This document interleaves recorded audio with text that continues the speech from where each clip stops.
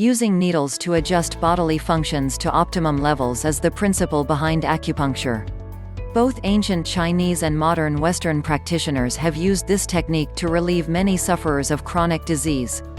Needling is a relatively safe, beneficial treatment strategy that can be used to reduce pain, improve healing, and increase general well-being.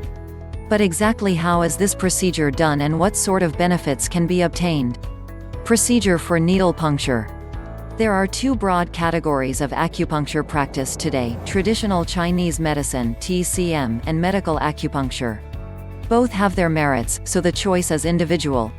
The decision for most people hinges upon which philosophy appeals more to them and which technique holds the least apprehension.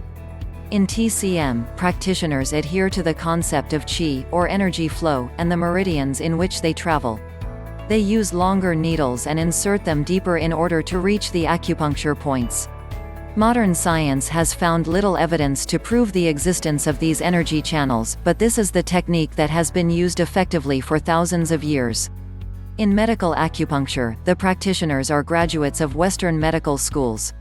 Their application of needles is not based on the traditional acupuncture points but on anatomic data. These acupuncturists use shorter needles and the insertions are shallower. They also tend to use fewer needles and leave them inserted for shorter periods of time. Adherents to TCM feel this is a watered-down version of the real thing. Nevertheless, many patients have felt relief of symptoms through this method. Conditions for puncture application. There is a broad and extensive list of ailments which can be treated with acupuncture. The conditions run the gamut from asthma to constipation, anxiety to weight loss.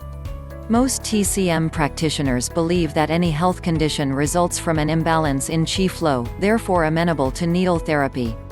Western acupuncturists tend to have a more limited list of indications, the most common of which is undoubtedly control of pain.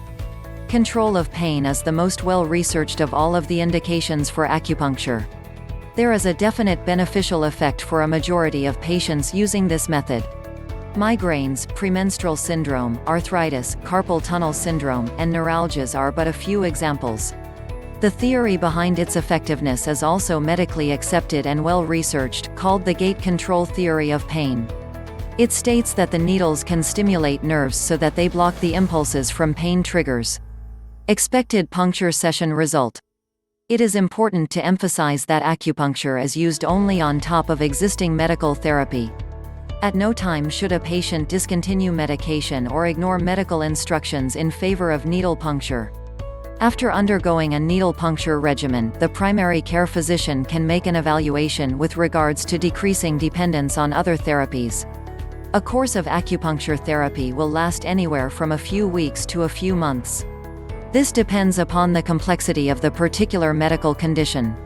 Results also vary, so it is important to have a frank discussion with the acupuncturist regarding expected results and their time frame. In general, the patient will begin to feel beneficial effects after 3 or 4 sessions. Certain specific conditions will actually get a little worse before improving, so keeping informed is key. In modern medicine, the use of traditional techniques with proven results has become a widely accepted practice. Acupuncture has proven its worth time and again. Modern practice guidelines make it effective, reproducible, and safe. It is a gift of healing from ancient sages that has the potential to bring relief to millions of people. Thank you for watching. For more videos and ideas, please share and subscribe Care Biowellness.